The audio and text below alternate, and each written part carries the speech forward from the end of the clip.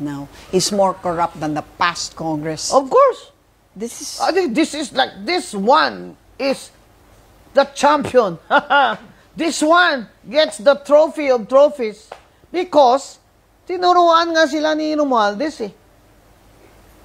Dito na yung worst nung time ni Duterte. Kahit anong sabihin nyo kay Duterte, JK, mamatay tao, ganyan, nagmumura, pero takot sila kay Duterte magnakaw ng hayag-hayagan kasi mumurahin sila ni Digong.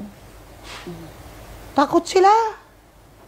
Ito, pinsan niya, sagot mo kami, boss, ha? Hindi sila takot.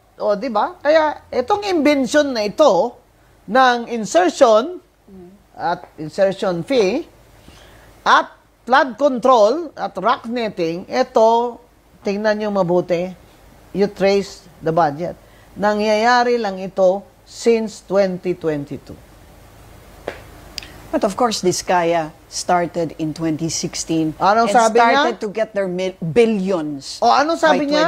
2019. Tinanong siya, bakit nung panahon ni Digong wala kang ganun?